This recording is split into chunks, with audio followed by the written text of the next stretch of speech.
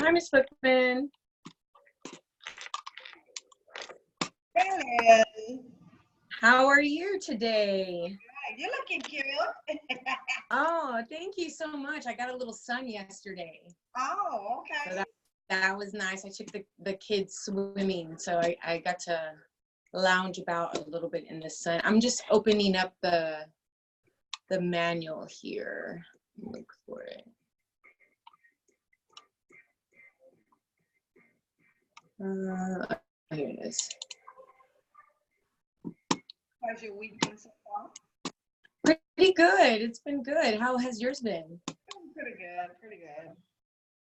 Are you still working? Are you doing summer school or anything like that? No, I'm not doing summer school. That's why I'm focusing Yeah. on these tests so I can pass it. Yeah. Let me see. I'm not sure if Leela was gonna join us. Let me just send her a quick text really quickly to make sure that she's not, that she received. Let me see, where's her? No. 3, 6, 2.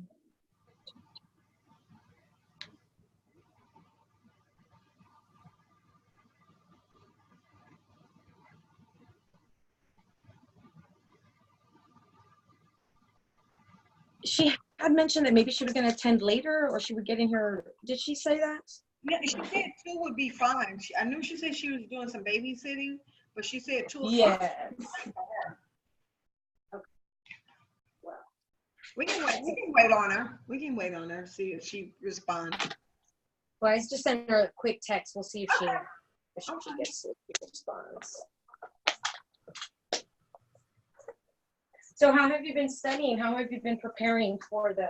I've been reading over the manual and really kind of focusing on the incorrect answers as to why they're incorrect.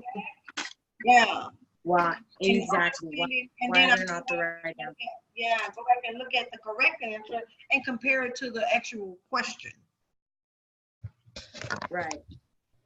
And that's a good strategy to use, because the incorrect answers and the rationale behind it is also a learning tool. You know, we get little bits like, this is not for this. So that is a useful strategy to do it.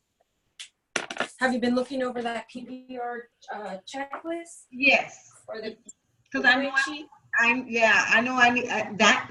A lot of that is also in the SPED, but it's good to know for the PPR because I need to do it as well.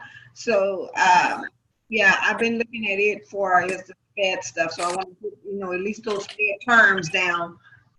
Yeah, because they will use those pedagogical terms in the scenarios. Right. So it's a good thing to review those things. I don't think she's responded yet. Yeah, because I know in the SPED they use what question did we? What question did we leave off of last time? 7. 7 was the. I'm gonna say 7, but I was like, yeah, 7. So I marked it.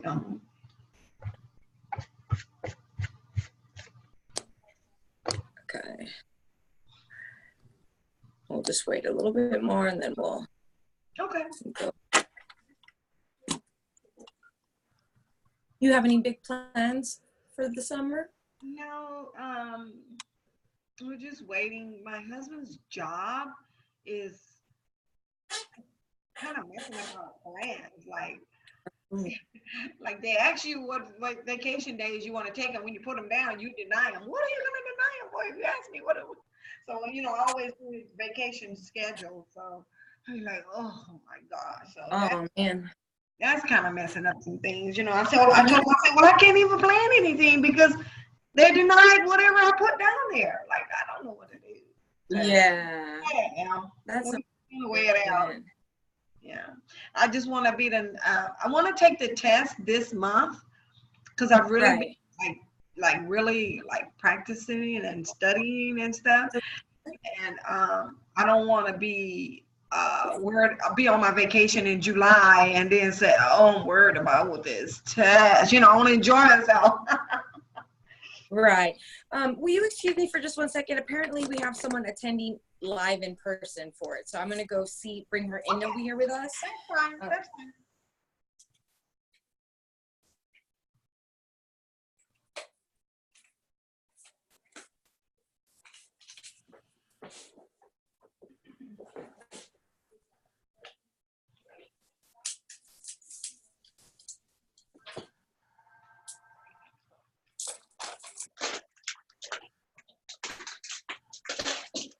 I thought they were all going to be online. I did not think we were going to have in person. I don't have anything printed. Oh, I'll just print it out right now, actually.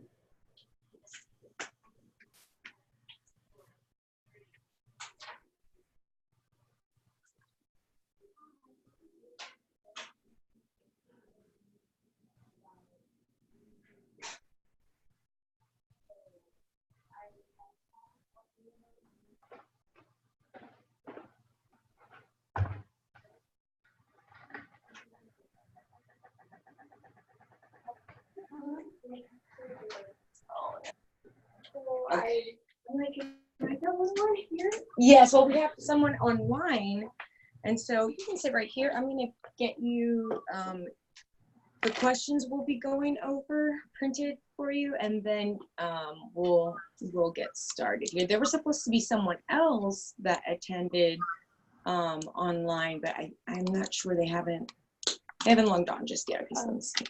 29.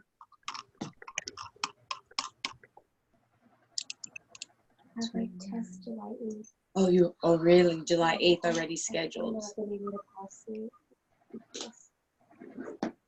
My last try.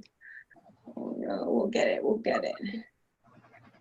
I got the closest was a 235, so That's very close. 53, and I said 29, I think. It starts on page 29, 53 to... Yeah.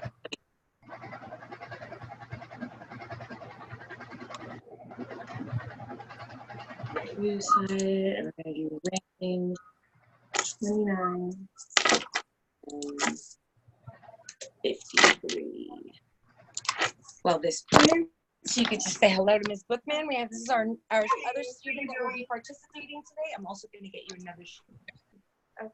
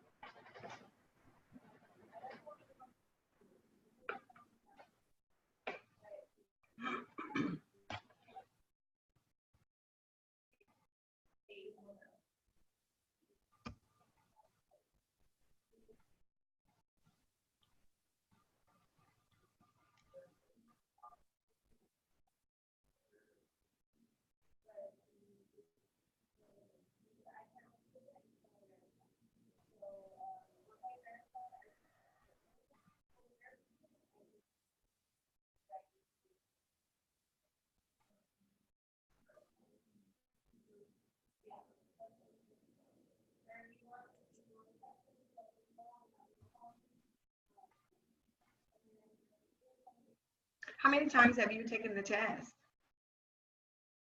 I've taken it like too many times. I know. I haven't been able. Join the How class. about you? I've taken it like 3 times. Like, oh my gosh, so close every time. Me too. I got it at 235. I'm like, what is it with this test? Like, I know. I'm just gonna try one more time, and if not, challenge another test. I don't know. I know. Was each one was different, right? Yes, very. It just gets different every test. Every time, yes. I know. That's what makes it harder. Mhm. It's like you think you're gonna have the same questions, and no, a whole bunch of new ones. No. Well, I know that Ms. Bookman already has this. I'm going to show her the pedagogical, Yes. the Okay. terminology. So on this sheet here is a great study guide for all of the particular terms that they use within the scenarios. Like they might say, oh, the teacher wants to do a summative assessment of the students after which would be the best example. Yeah. So it gives you the definition and then examples of some of those things in here. And, things that like extending the wait time, which is really important for all students, but especially for our English language learners and our special ed students, extending that wait time a little bit long is going to get them to A, respond, and B, get them to be more than like one or two sort of like word answers, like a little bit of a meatier answer if we give them 10 seconds longer. So, and it's something that takes practice because, somebody's looking at you like a deer in headlights and just move on to the next person. But if you just give it a little bit more time, then they'll respond. So this is a really great tool to use in studying as well. It's for the PPR, but because it is pedagogy, a lot of the terminology that you find in the PPR, you'll see also in the special ed. So here's this to study from. And it's a little dated, like it talks about PDAS when instead we use T-test now.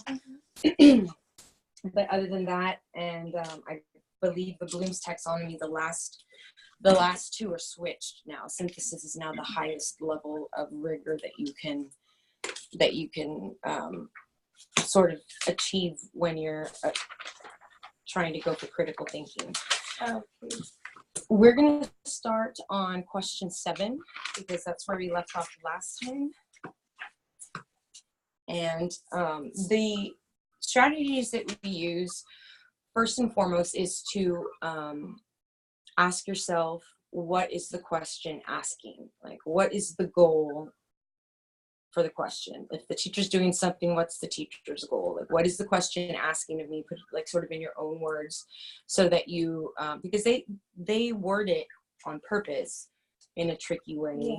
And then they give you answers for that tricky, way of reading it. So by and large, all of the exams are critical reading exams. So if you find out what the question is asking and then you identify the key terms or the key words that need to be addressed, then you'll be able to you'll be more easily able to eliminate some of the bad answer choices and then get in between those two, because when you bring it down and you do away with the ones that are sort of ridiculous, you're left with 2 answer choices, and the difference between those 2 may just be the wording there within the text. One is better than the other. So if they give you an age group, that's important information because they're trying to give you some sort of hint about their human development, whether it be physical or emotional or cognitive, socio-emotional development. So that's important to take note of. If they give you a temporal marker, like first you would do this, or what would you do last, or does this happen before learning takes place, or does this happen after or during or throughout? So those words are important to pay attention to. And then what is best practice? Because this exam is also a theoretical exam. So in theory, all of these things should happen. Just like in theory on the PPR, everything should go swimmingly. You have all the support of the parents, you have the support of the administration, you have unlimited resources. We know that it's not actually like that on the campuses, but for the purposes of this exam, this is what should happen theoretically, based on those standards. So just you have that right there, right? Yes. Okay, so let's begin with 7 and use those strategies. Is it warm in here or is it me? It's okay. I'm always cozy. Oh, okay. I'm always sweating, so let's see. All right. Okay, so An adult is preparing to carry a small preschooler with multiple disabilities. Which of the following practices will best ensure the adult's safety during the lift? So what is the question asking, and what important keywords do we need to make sure we address with the answer that we choose? Like adult safety. Yeah, so the goal is adult safety. And I think it's important that it's during the lift. So at the point of lifting, right, during the lift, what would be most important? Maintaining a straight back during it. Yeah, what would you say, Ms. Bookman? Yes. That's basically like working on the job with boxes. You do the same thing, maintain straight back. Exactly. So make sure that you don't like bend over to lift them, because then you're just gonna put your back doing that. You're gonna pull something, and then they're gonna have a workman's comp, and then everybody's gonna be upset. So let's see what they say. Let's see. Okay, so B is correct, because keeping the back straight and lifting with legs will prevent back injuries in the adult and will ensure the safety of the child. If you lift incorrectly, you're more, susceptible to dropping the child, and then you're in really big trouble. And the child, A was incorrect, because the child might not be able to hold on to you depending on if they have use of the arms. Correct. And lifting the child too quickly may potentially be dangerous for the adult, and it may cause injury. And bending from the waist may result in back injury. So yes, it's like just lifting things 101. You bend, at the knees, and you keep your back straight. Okay.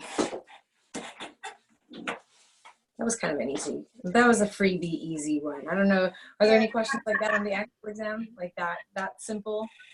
No. And what about the scenarios? Are they pretty lengthy? Yeah. They're lengthy. There's one that I could never get, and this is the one that always stays there, and I never get. It's about a kid, and I know she's gone in Honduras, like that, and they talk about culture a lot. So. Okay, so yeah, and that's really important. Across the board in all content areas is validating the students' culture and the diversity within the classroom, so that they feel represented and they feel a part of it, and also so that you acclimate students who don't have that same cultural competency as them, that they feel that the other is just as valid. So everybody's sort of and that you do that by creating a culture of learning, a culture of acceptance, and you start that from day one in your classroom. So do you remember the answer choices for that one? I don't. No? Oh, no. I think I was traumatized by it. Yeah, you're traumatized and it just erases. That's funny. Okay. Excuse me. A middle school special educator has been teaching students with learning disabilities how to use chapter headings, subheadings, indexes, and glossaries in their textbook when doing content area reading. The greatest benefit of this approach is the greatest benefit of the approach the educator is using is that it promotes the student use of critical thinking skills, enables the student to synthesize new information quickly, encourages the student to relate new information to prior knowledge, or gives the student tools for taking control of their own brain. Okay, so what is the question asking of us, and what key things do we need to pay attention to? The key, like the heading, subheading, indexes, glossaries. What are they asking? What's the greatest benefit of the approach? Yeah, so what's the benefit of using this approach, teaching disabled students or learning students with learning disabilities to use chapter headings, to use subheadings and indexes and glossaries within their textbook? It gives the students tools to control their own learning, I think. Yeah. Because they have disabilities and absolutely. And so this is something that you would do with all of your students, but especially with those students who need a little bit of extra help, so that they know how to navigate the textbook, because some of our students, even not everybody teaches their students how to read headings and subheadings and look through indexes. you'd be surprised. Some people don't get that instruction, but they still know how to use them. Students with learning disabilities will not have that and will not be able to inference like, oh, there's extra stuff in the back. I wonder what this is. Oh, there's things for me to use. So purposeful instruction on how to use or access those tools will make them more successful. So D is correct because teaching students how to use chapter headings and subheadings, indexes, and glossaries in their textbook empowers them to self-monitor and control their own learning. So it's a little bit of metacognition, how they're doing, thinking about their thinking and monitoring their own learning. Yeah, it doesn't promote critical thinking at all. And it doesn't allow them to synthesize information quickly. And there's no prior knowledge in it at all. So 0 prior knowledge. Okay, let's look at 9. So we have this little scenario and then the question. A special educator is teaching Monica, a 12-year-old with multiple disabilities, how to identify pennies, nickels, dimes, and quarters. Every day, the teacher gives Monica 20 coins to identify. With the help of a chart showing each coin and its name, Monica is asked to use her speech-generating communication device to identify each coin. The results after 1 week of instruction are shown below. So you have the day, and then you have the number of coins identified correctly. Monday she did 5, Tuesday she did 6, Wednesday she did 4, Thursday she did 3, Friday she did 4. So just based on the chart, what can we notice as far as a trend? It's declining, but there's no improvement. It's decline. It's the same. Yeah, and so it's declined since the beginning, and it really, if I'm just using these 5 days, if I were monitoring and say maybe this is not the most effective, like maybe this is not working for her, and I need to reassess and find a different instructional strategy to get her to identify these coins. So based on the assessment results, the special educator's next step should be try a different approach. Try a different approach. Repeat the same activity with Monica the following week. Date the value of the 20 coins. Give Monica a reward every time she identifies a coin correctly. No, the door is a little more, and this is super loud. What are you thinking, Ms. Bookman? Different approach. Right. So yeah, definitely, we're not seeing any improvements. In fact, we're seeing a decline. So let's see what. So yes, the current instructional strategy does not seem to be helping, and the student, needs a different approach. There might be another approach that would be more useful. Okay.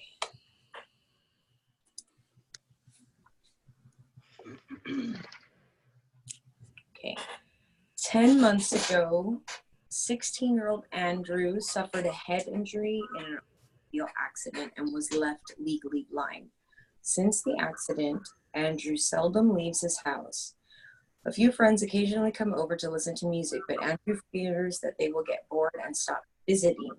Of the following, Andrew's special educator's best response to the situation would be, okay, so what do we have to pay attention to in the scenario, and what is the question even asking? How would we respond? What's the best response to Andrew's fears?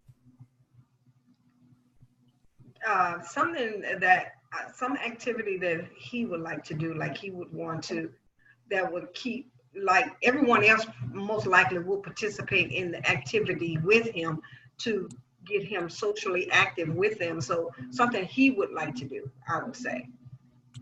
Okay, so the answer choices are: suggest a variety of new and interesting activities that can be done at home and that his friends are likely to enjoy. Help Andrew develop proficiency with electronic media that will both entertain him and allow interactions with others from home. Ask Andrew what social activities he would like to participate in outside the home and help him develop skills for doing so. Arrange for Andrew to begin socializing with peers who are blind or visually impaired. So of these, which would be the best response to Andrew's situation? What would you guys think? C? I would say C. C, ask what social activities he would like to participate in outside the home and help him develop the skills for doing so. I would say so. Outside his comfort zone, you know, giving him that confidence. Let me see. He seldom leaves the house. Yeah, let's see what they say. I would say that's a good yes. Because helping Andrew explore his own interests and develop certain skills based on his interests, he will be able to participate in social activities with his peers and gain self-esteem. Yeah, so A, B, and C are too restrictive and they don't allow him to grow in social skills. Because before he had the injury, he most likely had social skills. And yeah. Then the injury caused him not to want to be around anyone, but to keep those social skills going. Something that he loved to do that would help him, others participate with him. So that's why I said. Yeah, absolutely. And again, to gain that self-confidence that he may have lost, as a result of the injury. Good, you guys are on fire. We have to be for this test. You what? We have to be for this test. Mm-hmm. Okay. Julio. You want me to read? I'll read, Miss. Okay. Julio, a sixth grader with a learning disability, immigrated with his family to the United States a year ago. Although Julio speaks English well, he never speaks to his classroom teacher unless spoken to. Concerned about this behavior, the classroom teacher suggests to the special education teacher that Julio may need social skills instruction. Which of the following factors is most important for the special educator to take into account when considering the classroom teacher's suggestion? That's a good one. So what is the question asking, and what particular hints or keywords do we need to pay special attention to? Learning disability. I don't think it's his disability. He's learning disability. He's speaking English as well. He never speaks to his classroom teacher unless spoken to. So culturally, they don't talk unless they're spoken to. I'm just culturally. I think the teacher. I think it's A, because the teacher's just thinking that possibility is something is wrong with him because he's not speaking to her. But in the classroom overall, it doesn't talk about how he talks with the other kids, or if he speaks with the other kids, he just doesn't talk to them. So she's just assuming that he has an issue because he doesn't talk to her. But that's just that seems like a big assumption. Also, and that's not uncommon, especially from recent immigrants, especially, it doesn't say he's an English language learner, but if he recently immigrated here, right, then you're right, there's going to be that little well, so I mean, it says that he speaks English well. That's right. Like a social interaction. So what are we saying? What would be the best?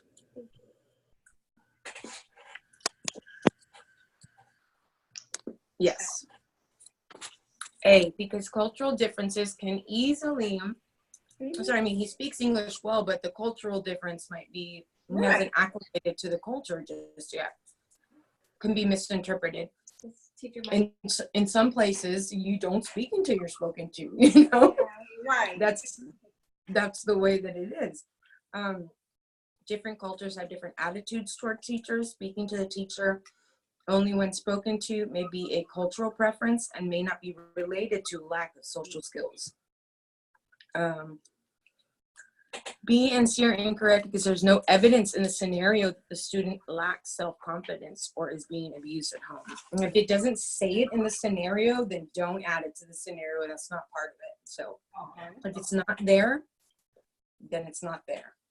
And they didn't say anything about abuse in the home or any, so that wouldn't have been the answer.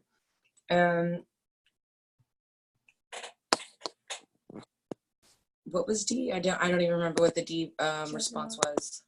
General education teachers are often unclear about the special educator's role and make unfounded demands for assistance. Okay, it says because the special education teacher should first evaluate the teacher's request before making a judgment about whether the student's attitude reflects a lack of social skills. Mm-hmm.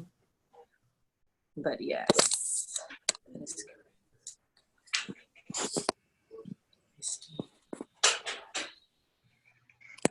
Do you also have the Mometrix booklet? Yeah. Oh, okay. I got it a long time ago.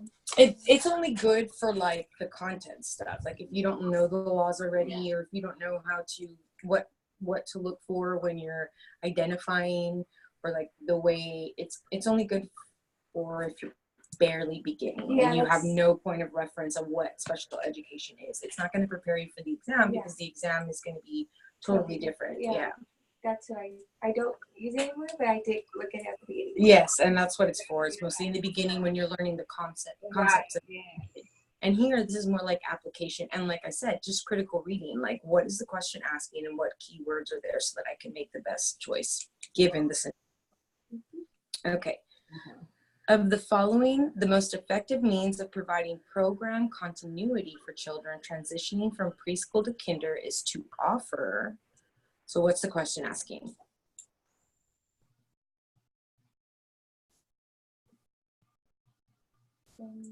Children that are moving on from one point to a higher level of learning, that they need, to me, they need more of, just because they're moving from preschool to kindergarten doesn't mean that they don't still need preschool stuff. They still need both of them to learn what they're transitioning to. I'm guessing. Right, because they're looking for program continuity. Yeah. Which means consistency, like it flows well together. They can transition from preschool to kindergarten without any sort of huge hiccups. They connect. They like some kind. It's a reason why they're at the grade levels that they are, because when you go from one point to the next point, that means you should have learned something going into the other. Right. Right. Am I right? Yeah, I think. Yes, that is correct. Okay. So which would you guys think? B? Yeah, B sounds good. I like the individual differences, that is responsive to those individual differences. I don't think A is a good response.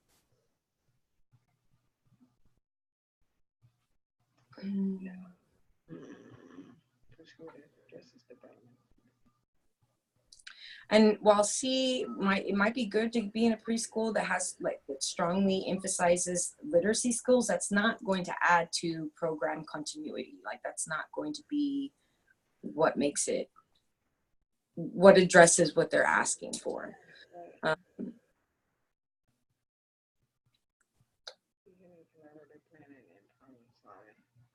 Well, this is definitely not deep because they're not going to just be engaged in collaborative planning and problem solving. It's going to be more. Yeah, so you're not going to engage the children in the planning and problem solving of their own. I mean, like preschoolers planning their. I mean, that would just be a mess, a hot mess. Right. But yeah, it really would be. Oh my goodness. Which one was that? Oh, B. Okay. B, because preschool students need a developmentally appropriate program in the kinder that will improve their self-esteem and develop their cultural identity. So again, with the diversity and making sure that we make allowances for all of the. Right. And that grows throughout the years. Self-esteem and development cultural identity. It grows Exactly. with them. Exactly.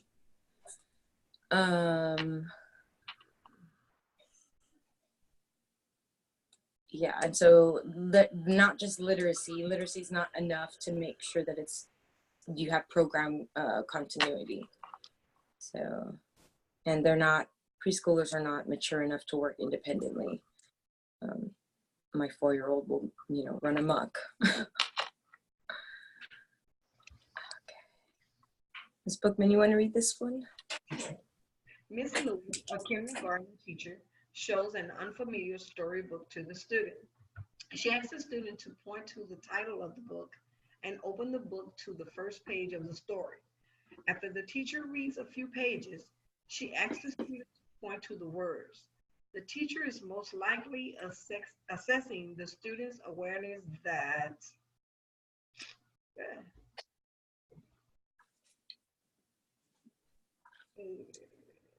So what is the question asking? If it's actually the same, like reading and pointing, like she's pointing to words and she's reading those words. So it's like, are they the same? Is that basically the same? Like reading and is it D? Yeah, reading and the active process between the reader and the text. Pointing to words. So she shows an unfamiliar storybook to the students, and this is kindergarten, so they can't read it. Mm-hmm. She asked the students to just point to the title of the book and then open to the first page. The teacher reads a few pages and then she asked the student to point to the words. I don't think particular words, just the words. The student points to where the words are, I guess, on the page. Oh, okay. So I think so too. I think B, because it's the printed text that the children are pointing to, and then it's the teacher's oral language. She reads it aloud, right? It's the oral language. Okay, B. Okay. Yes. Not really doing sound. Right. Okay. Printed text. And Okay, I see. but I could be. It's B, because printed text corresponds to oral language. What she's reading is the same as the text that is there. So text is the same as reading oral language. So it's B. Yes. Pointing to the words on the page, the student associates printed words with oral language, grasping the connection that is important for that language development to take place.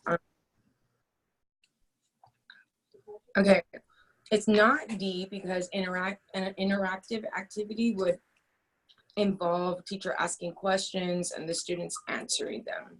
And the student was not answering about the text, right? And so that way, it's interactive in the sense that we ask ourselves questions like, why did he do that? That was silly, and in that way it's interactive. Okay. And they're not working on letter sound correspondence, and they would not be familiar with genres at the kindergarten level. Can you imagine? I know.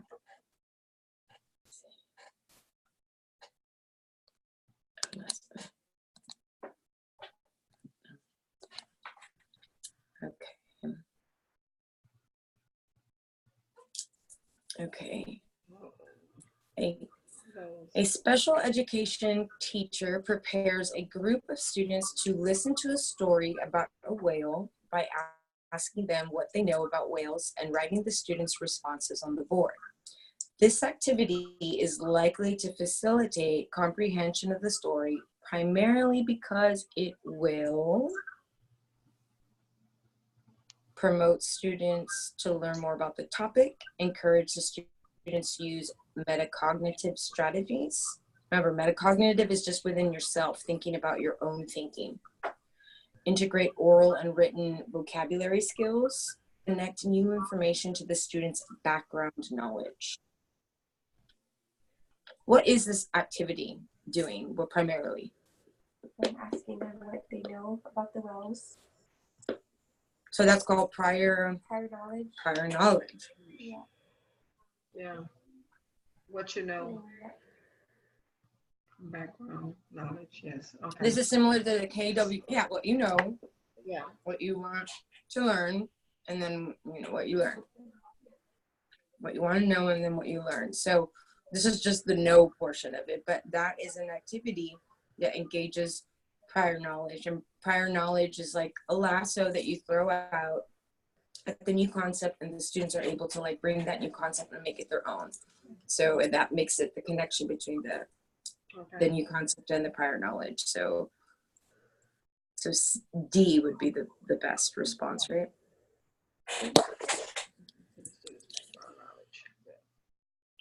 Would you have said D? Yeah, it's the only one I could make sense to. Yeah, for sure. Let's see.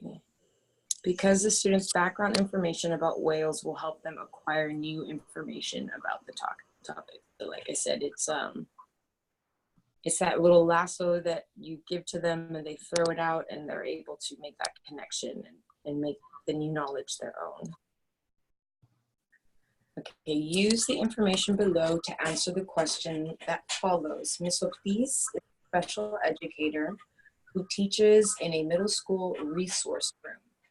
At the beginning of each school year, she has each student complete an interest inventory, such as the one shown below. What is your favorite animal? What is your favorite game? What is your favorite sport? What do you like to do after school? What is your favorite subject? What famous person would you like to meet? What place would you like to visit? So in planning reading instruction for students with disabilities, Ms. Ortiz could best use the information from this informal assessment to determine the students' instructional reading levels, suggest themes for units to the student's English language art teacher, help students select books for independent reading, determine gaps in the student's vocabulary and concept development.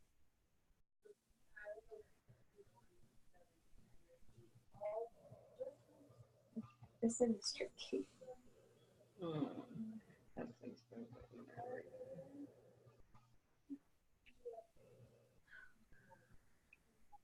Because informal assessment is asking questions.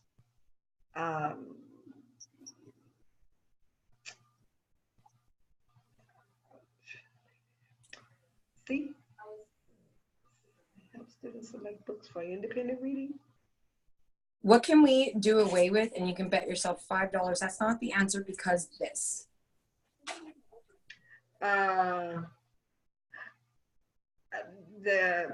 I would do away with A because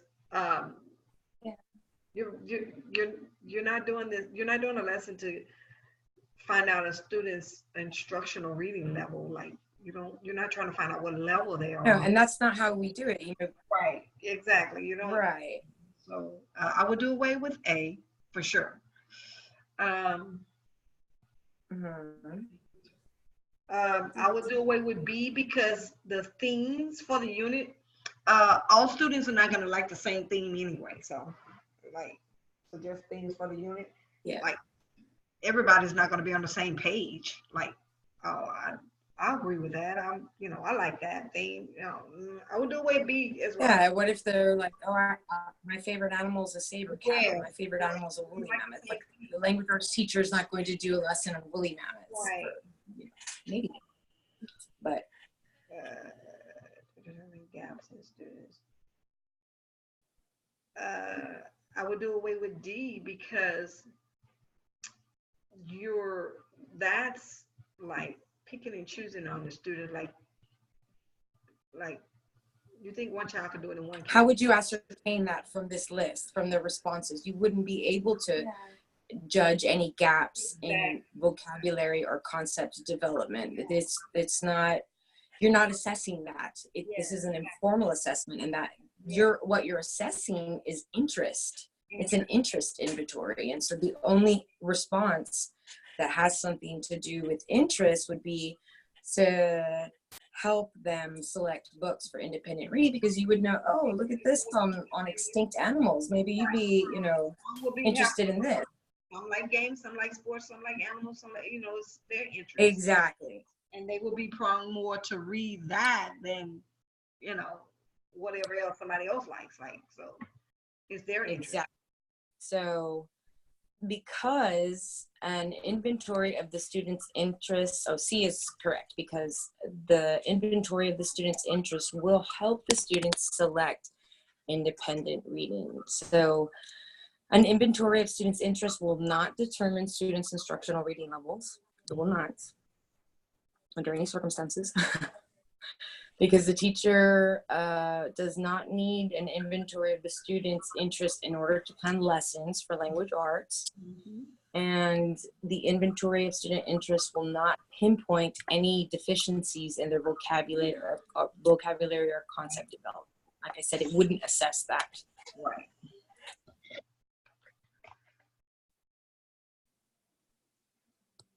I wish we had I wish they gave us more scenarios to practice with. Yeah. Yeah.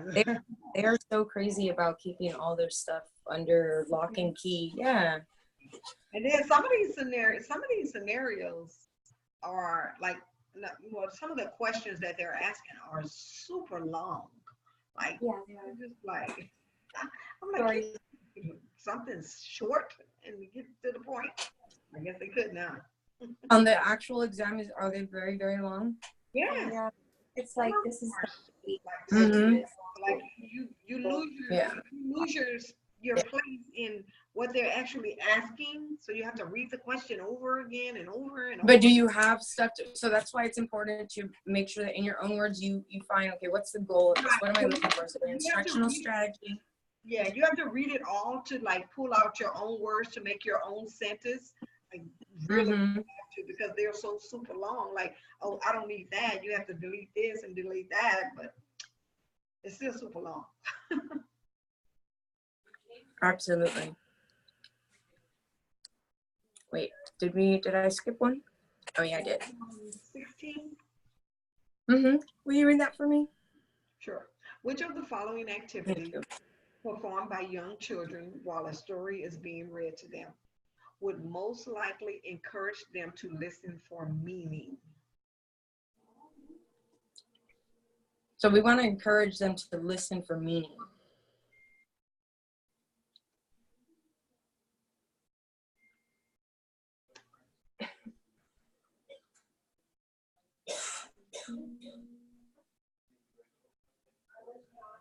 mimicking the action of the story. I say B. Yeah. Yes, so B would be the only one where they are interpreting what they're hearing and then translating it to like what is the action, like and that would be for meaning. They would have to understand it and get the meaning of it, and so that would be the best way to encourage that. B is correct because the students miming the action of the story while the teacher reads encourages them to reflect on the significant moment in the story and understand its meaning and then be able to, act it out. Tapping their feet will distract other students, and it won't, you can tap your feet without listening to anything, so that won't ensure or encourage them to reflect meaning. Raising their hand and the clay sculpture of the character are not effective strategies to test for understanding of meaning in the story. You could do like a character development or something with a clay sculpture, but that's not what they were asking for. So, okay, a first grade teacher who is working with a group of beginning readers gives each student a set of word cards. On each card is printed a word that students have already learned to read, like he, she, sees, love, has, the, a, dog, cat, and pale. The teacher shows the student how to arrange the cards to create a statement. She sees the cat. Students then create their own statements and read them aloud.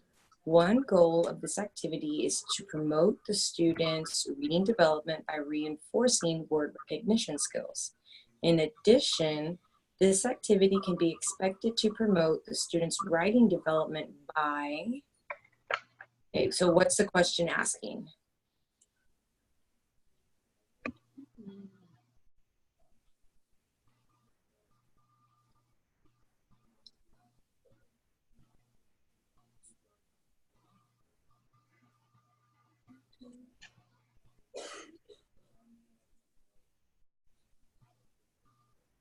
That promotes the student's writing.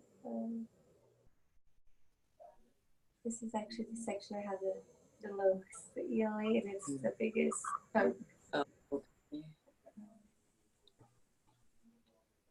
So creating sentences,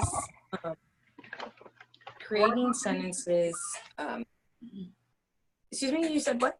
I said, how to read, like word recognition, like in order, like how to read something in order is asking to me. That it's kind of like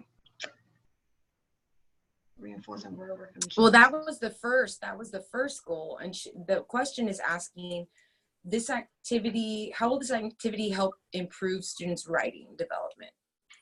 How will it improve? Remember, there's a grade level.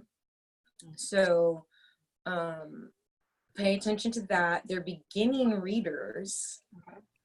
And the teacher shows them how to arrange the cards into a statement, and then she has them create their own statement and read them aloud.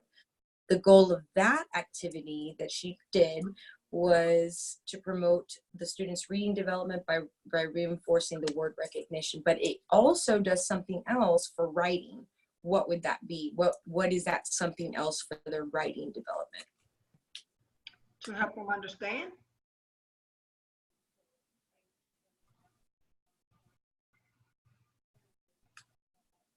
Oh, for which one? I think it's C. That's what I would say is C, because syntactic is sentence structures, and they're doing basic sentence structures. So when we talk about syntax, it's the way that sentences are constructed. It's like the grammar is syntax. Semantics is meaning, what is meant by this. So they're beginning to build their understanding of basic syntactical structures, is what I would say. And what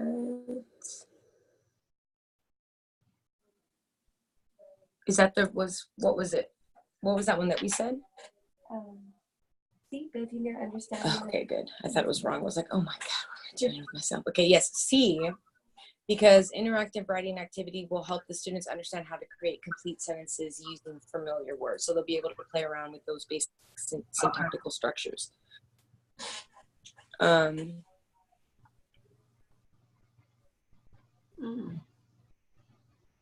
Okay. Yeah, so they weren't doing writing conventions at all. Writing conventions is grammar, the way that, you know, the rules of it all. They're not looking at just like the basic building blocks of the sentence. And that would be above, like the writing conventions is way above a first grader. Okay.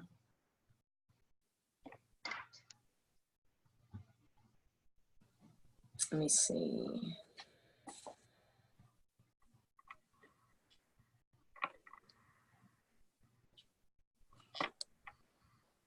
Okay. A sixth grade teacher has made the following notes about a student's reading performance. Rebecca's oral reading speed and accuracy are above average for the class. Her errors, which tend to occur when she encounters unfamiliar polysyllabic words, usually consist of substituting real words or nonsense words that are structurally similar to the printed words rather than words that are semantically or syntactically correct. Semantically means meaning. Syntactically means like in the sentence. Rebecca's performance on oral and written comprehension questions that are based on silent and oral reading selection is also average for the class. However, her miscues are numerous and sometimes interfere with her comprehension. So, and that's actually how we test. I don't know if you guys are familiar with this, but since it mentioned it in that other one, I'm just going to throw it out there. The way that we test for the instructional reading level is the reading teacher gives the student a text that's on a certain level. It's 100 words, and the student reads it orally. And the teacher marks down anytime there's a miscue, which is a mistake. And so if they have 0 to 2 errors, they're at an independent reading level, and that means that they're not being challenged, they're not encountering new vocabulary, therefore they're not growing. So we don't want our students to be at an independent reading level, we want them to be at the instructional level. And then there's the frustration level. So instructional level is between 3 to 5, I believe. And so that's kind of the cushion area where the sweet spot where we want them to be, where they're still, you know, not super struggling, but they are encountering new words and learning new vocabulary words. And then anything after that is just ridiculous. Then that's at a frustration level. So that will impede, if you're at 10 miscues, 15 miscues, that's going to impede on comprehension and their ability to understand what they read. Okay, so based on the teacher's notes about Rebecca's reading performance, Rebecca would most benefit from instruction to help her recognize high frequency words with regular and irregular spelling, use context clues and monitor her comprehension as she reads, apply knowledge of phonetics to decode unfamiliar words, improve reading fluency and vocabulary skills. So what is she having difficulty with her performance?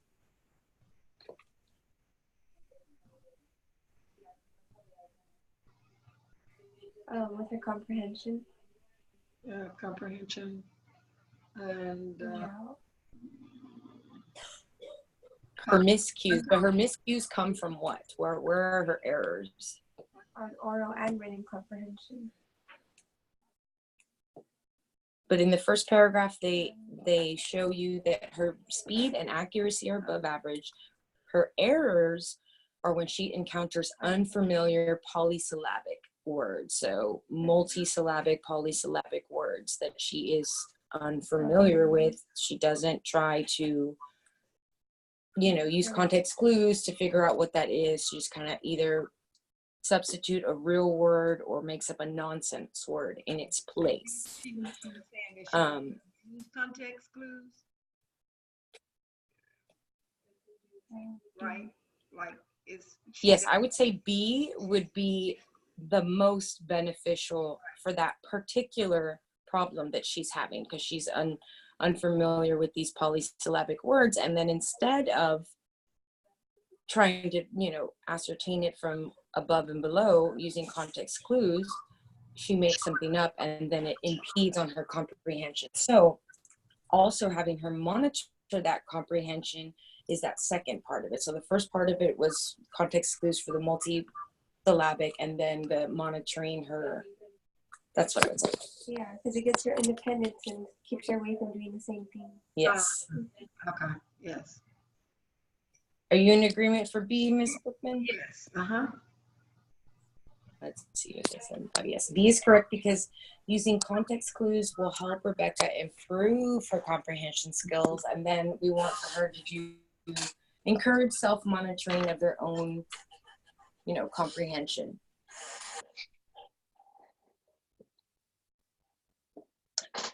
Learning or decoding words out of context are not effective strategies for helping Rebecca improve her comprehension skills. So just giving her a list of, you know, challenging vocabulary is not going to increase her ability to perform better with other words that she encountered. You can't possibly show her every word that she will encounter, but if we show her how to deal with those words that are unfamiliar, then she will be, you know, increase that comprehension.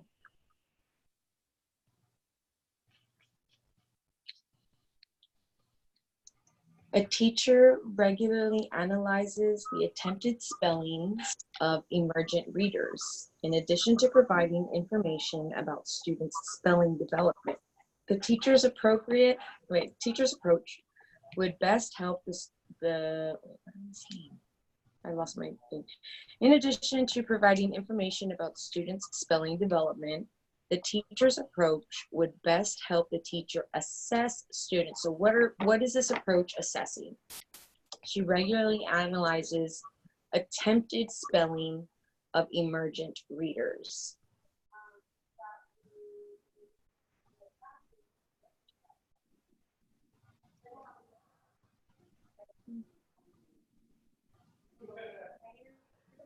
So yes, it tells them about their ability to spell or where they are at spelling, but what else does it show? Or what other thing might this help assess? Would reading fluency is your ability to read something well out loud.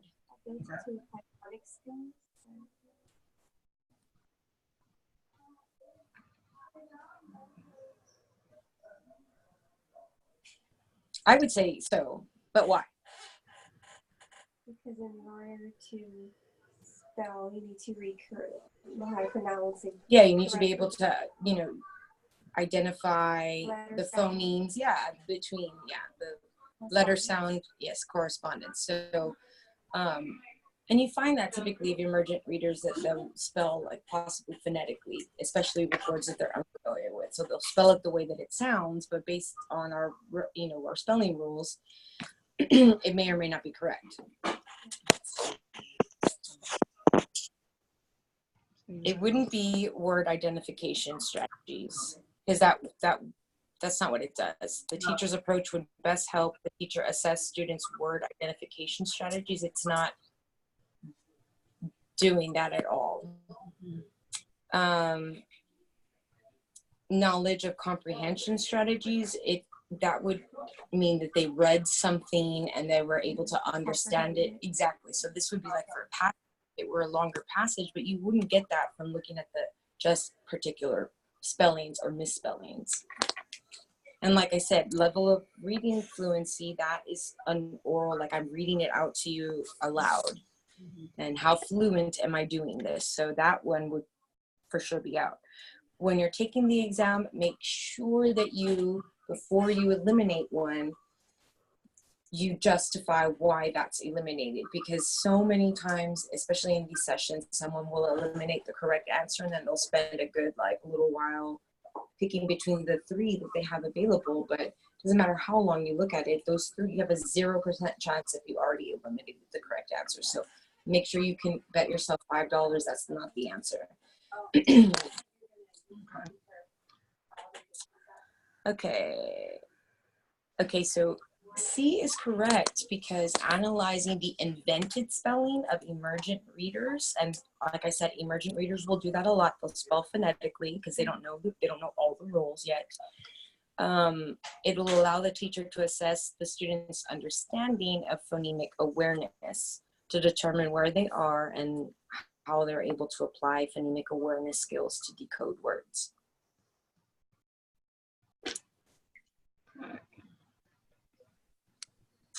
Let's see. So I'm gonna pull it up really quickly because there's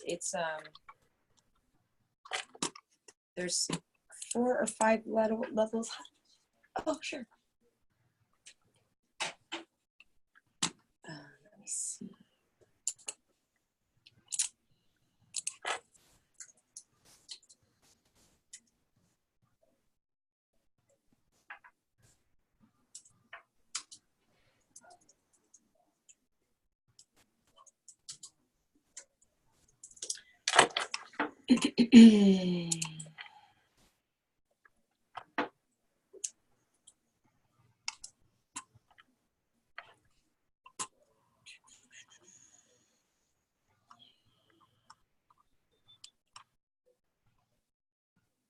You have early emergent readers, early fluent readers, but then there's something else that's like pre-literacy or pre-phonetic.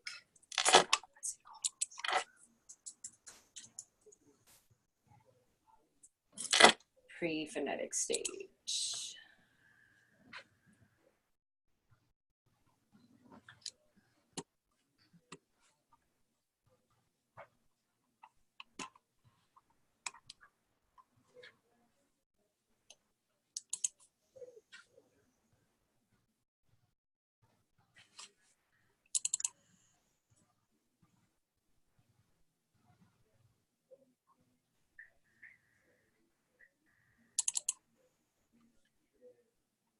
Okay, you have pre-communicative, That's typically between 3 years and 5 years. And so like they'll make up stuff. They're not really writing things. Semi-phonetic, the scribble, yes. Semi-phonetic, and that's 4 to 6 years. And the beginnings of partial mapping or phonetic. So they're like, they might have letters in there, or they realize that a letter is a thing in a word. There's recognition that sounds are in words and they're presented by sounds and letters. Then you have the phonetic stage, which is 5 to 7 years. The transitional stage, which is 6 to 11 years. And I've never seen the correct stage before. I feel like this is different. I do remember them saying that on the text about the, like, we asked about letters and yeah, phonemes and the phonetic stage. There's semi-phonetic, but we say it differently. I want to say that Texas as the, why does it keep on being a PDF document? Pre-phonetic, phonetic, transitional, and conventional. I've never heard it correct. Thank you so much. Conventional is at this stage, all the vowel sounds are represented. That's like where they got it already at the conventional stage. So it is pre-phonetic, phonetic, transitional, and conventional.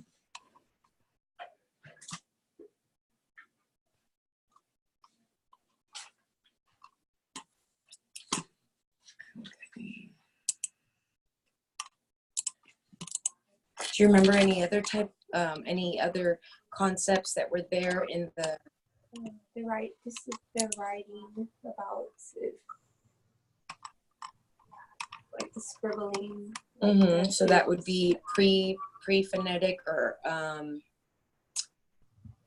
not. It's not emergent. It would be. Just looked at right now. Send it. It all was simple, but I'll make sure you know. Mm-hmm.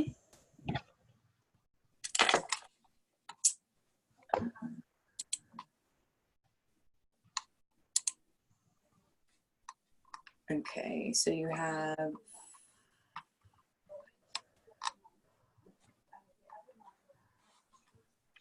no, that's not.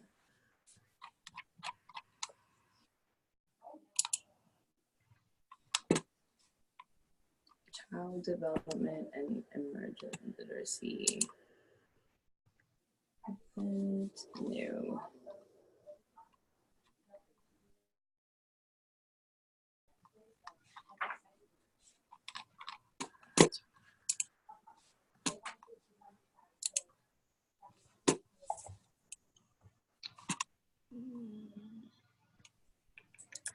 So is it now that we I heard that if we want to challenge like another test, we only have one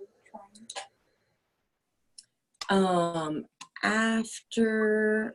Let's say I want to do this. I mean, I hope I pass this one, but Yeah. the supplemental to do that one. I heard that we only have one. I wouldn't know about that. But I'll ask her right now. I'll ask her. I'm just still like shocked with that because she did tell me, I'm like, yeah, I can't. Oh no. So you have the awareness or exploration reading stage, emergent reading, early reading stage, transitional, and then you have your fluent reader. It is so warm in here. My father's looking, yeah. Okay.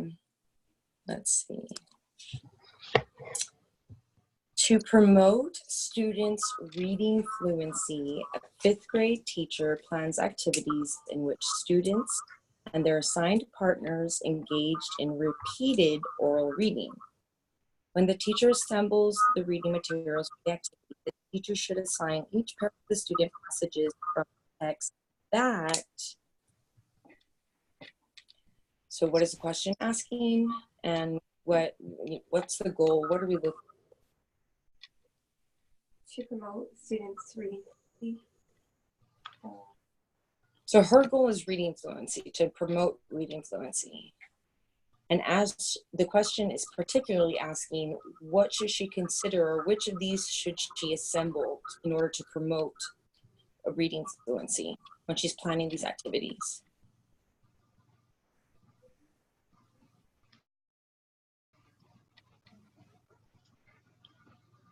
I think for them to have the less errors because they want to be fluent. Right, so if she wants them to practice fluency, Okay. remember, you always want to target the instructional reading level. You don't want to give them, like, for instance, C, those students are capable of reading aloud with no more than 25 word recognitions per 100 texts. That's a lot. Yeah, that's all that. Yeah. Well, So that's at way past the marker for frustration reading level. And so that's not where we want to be. We want to be at the instructional level, which is between 3 to 5, no more than 5. so A is I would say it's A, just based on what she's, you know. yes. And there'd be no point in having so many errors and Exactly. keeping a child like that. The only thing is that, yeah, I guess so. Reading fluency, because she's not using it to assess, because the actual, what they're doing is how we assess their reading instructional level. But she wants to promote reading fluency, which is what they're doing. That's how we do it. Let's see. Yeah. A is correct because 5 out of 100 word recognition errors implies that the students are fluent readers and they can read independently. Choosing a book that both students can read independently allows them to take turns reading and provide each other with feedback as a way to monitor comprehension. And that's slightly misleading because it actually is at the instructional level and not independent. Independent would be 0 to 2 mistakes, but they're just saying they're able to read it independently without any sort of like prompting or help from the teacher. If you have 25, you're gonna have to go in there and give them a little bit of help with that. So that's not what you want to do. You want them to be able to handle it on their own. Therefore, at the instructional level would be best.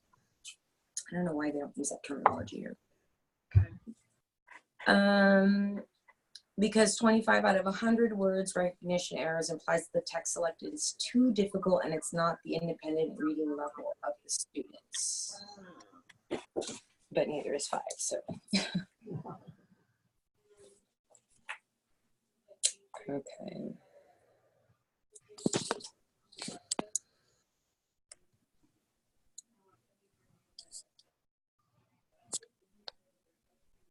Okay.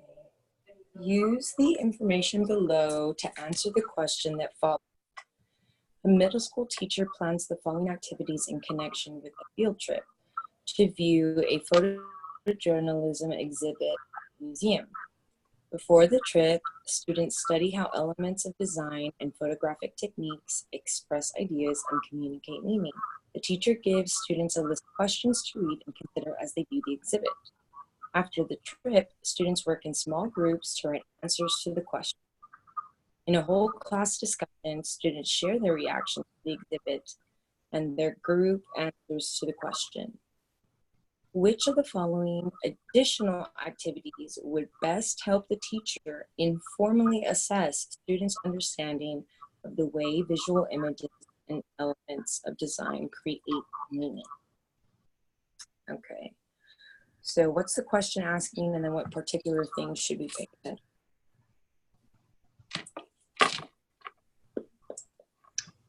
Well, she's basically in doing an informal assessment with all the students, like asking questions, and which is observing that something she's going to be doing. And so and she's using understanding the way that you visual images and evidence this meaning. So they're already in small groups. Mm-hmm. So they have to show visual images, so photographs. So photograph from newspaper. So I would say A. I would say it's A. I say it's B. It's not B because the students, they weren't, it wasn't on each student. They were in groups. So For sure. they were, So they're working in groups already as an they were extension, in groups. but also that task does not connect the visual image and the elements of design to creating new meaning. That's just like a bio on one of the photojournalists. A simulated magazine article and creates a drawing and illustration to accompany the article. No. Mm-mm. No. An essay about photojournalism exhibit at the museum analyzing a particular photograph they like. Would that help her assess their understanding of how visual images and elements of design can create meaning? No. I don't She'd have to read essays. Like, they would That's all true. essays to read to try to figure out what's going on here. Oh. Small groups. What was the answer that we said? A. Letting the students work cooperatively in small groups to create a photo exhibit will provide them with an opportunity to share ideas and allow the teacher to assess their understanding of the concept of photojournalism by telling a story with their images. Good. And see, B, C, and D is independent. That's too much. Exactly. It's independent and independent research and writing, and that's kind of away from that idea of the visual images conferring meaning. Right. A survey has found that about 12 out of 500 airline flights are canceled due to bad weather. This ratio is equivalent to which of the following? Now this got me because I'm not a math person, first of all. It really got me. I was looking at that, and I think this one, if I'm not mistaken, was on the test. And it confused me so because all of it had the 24 in it, and I'm like, okay, it's 24 something for it, and then I know it's got one over 240. That's out. B's out. Right. Yes, I know that one was definitely out. And then I said, I kept looking at it, and if I'm not mistaken, I think I did pick 2.4 because I was saying like, okay, out of every 512, I was trying to add it up, figure it out. And then the way I actually got the correct answer was I multiplied the 500 times the 2.4, and I came up with 12. That's how I actually got it. You multiplied 500 times 2.4?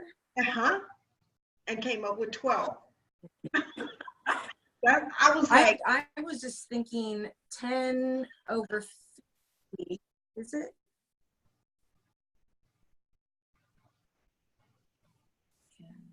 because I did the 0.24%, and I definitely eliminated 240 because that's just like definitely not it. And I thought, okay, it's either C or D. And then I said 1/24. And when I multiplied 500 times 2.4%, I came up with 12. And I said, that's got to be the answer. Because any other way I did it, I didn't come up with a 12. I was really trying to figure it out. It was really difficult. 12 of every 500 flights are canceled. So it'd be 12 divided by 500. It's 0.024. Right. Let's see, 1 divided by 24.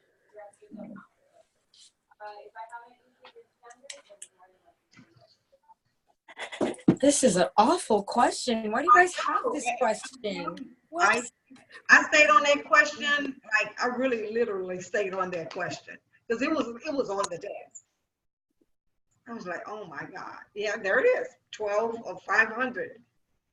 2.4. Because if you do it with the calculator 500 and 2.4, you're not gonna, you come. That's how you multiply it. But if you did it the opposite Right. way, you're not coming up with 2.4. You're coming up with a 0 point. Well, Yes. all right. So I had to figure it out to how to get just all. You went like a roundabout way to get it. Yes. I sure Yes. did. Yep. Because I did it the 12 over. Over 5. I did that at first, and then when I came up with, I said, no, that's not it. But then you move your decimal points, because since it's 100, you move it over twice, and then it stays there at the 2.4. Yep. Mm-hmm. Good thinking, but why is this one on here? It was math. Oh. Man, I tell you, I didn't realize that was that is a part of the deal. Okay, let's see. That's the rest of the math questions. So they give you content-related math questions and content-related ELA questions, or is it pedagogical? Is it like pedagogy questions, like in a scenario where you have to make a decision? Because that one was literal math. It was just a math question.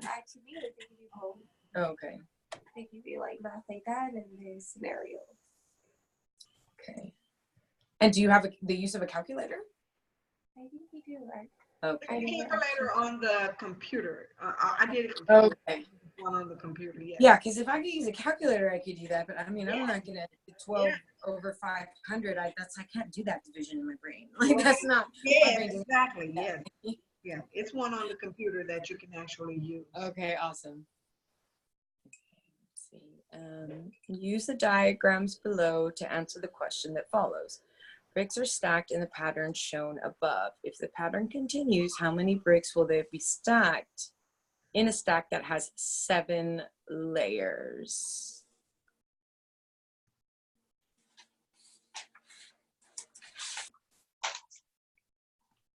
Now, how I figured this one out, I said, okay, they're starting each layer with 1 at the top. 1. So the next layer has 2. And then, so I said, well, okay. So it's going to be 1 plus 2 plus 3 plus 4 Right.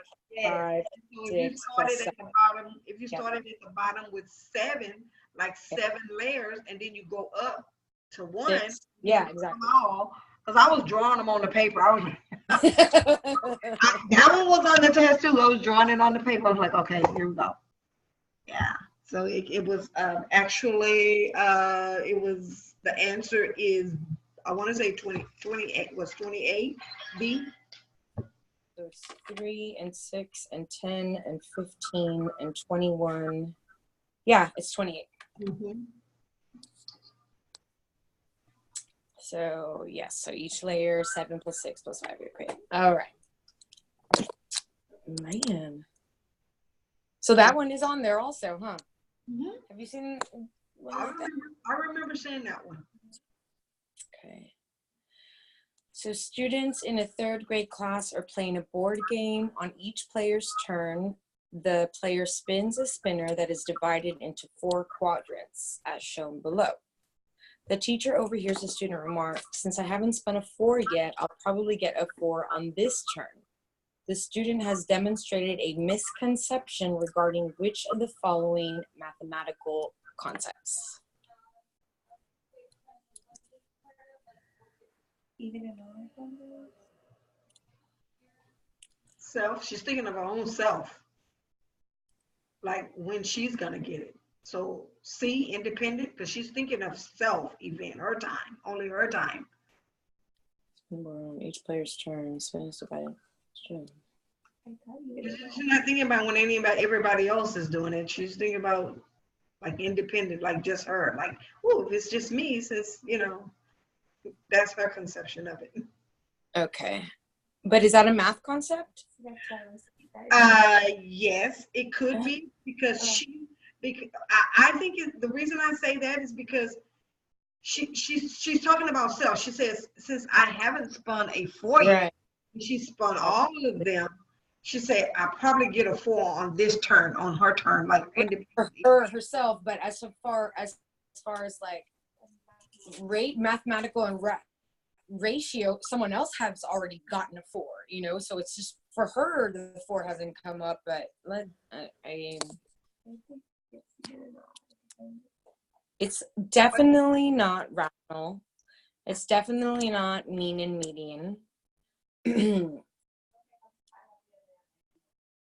But how would it be even and odd though? She's thinking it's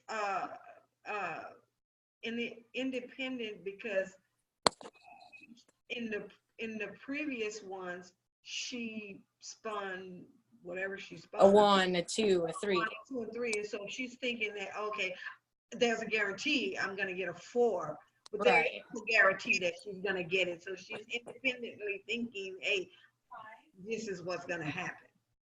I spun those, I'm gonna spun this one. You are right. So because independent events are not affected by previous events, so that's the idea of rate. You know, what is it called? What is it? My goodness.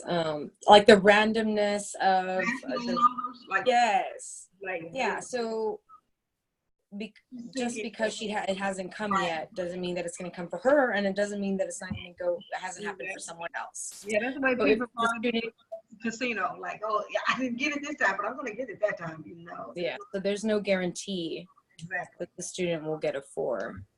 Right.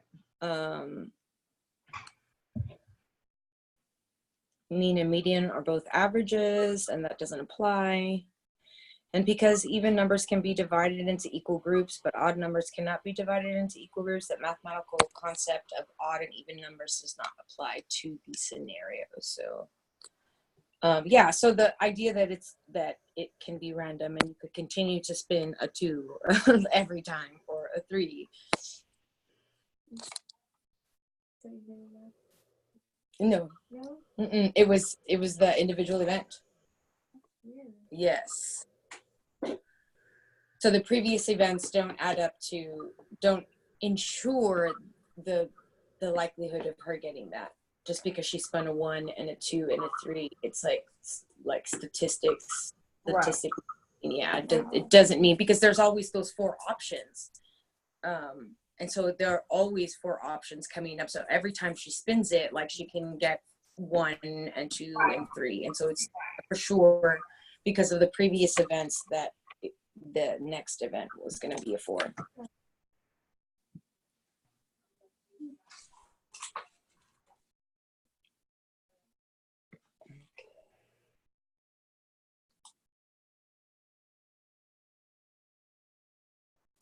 Okay, let's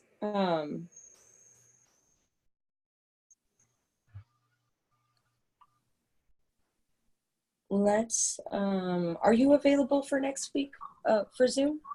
Yeah, I'm gonna tell my cousin to. My computer's messed up. So. Okay, but it might have been that when did you try logging on?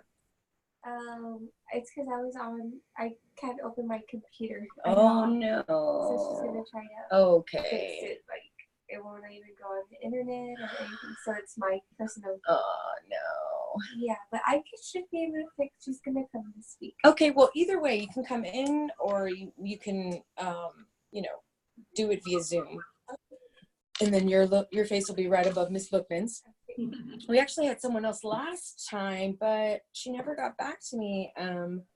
Maybe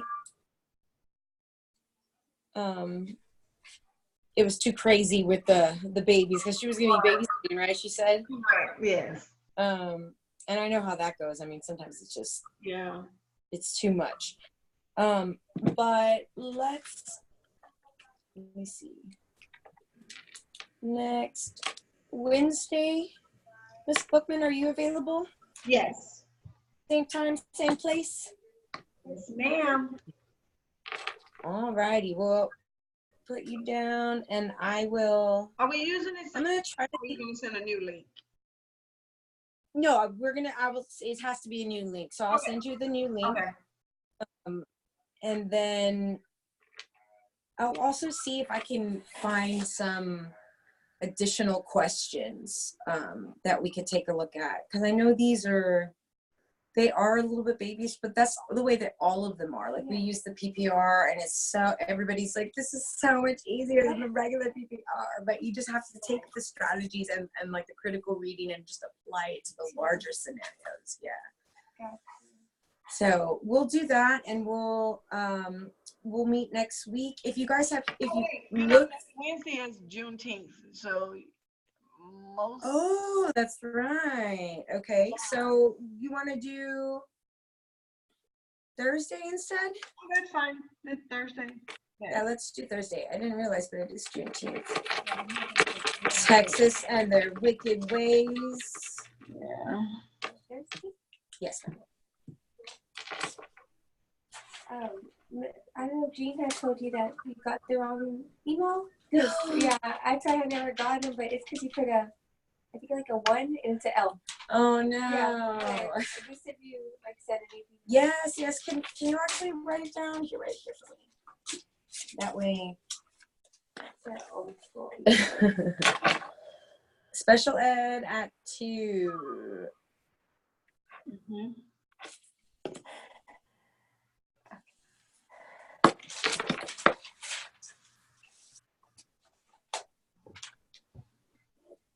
All right. Well, I will see you on Thursday. You have a lovely weekend, and look over those competencies that you had difficulty with on your exam, like whichever ones you scored low in, and that way we can discuss what possible scenarios would look like in that particular competency. Are you able to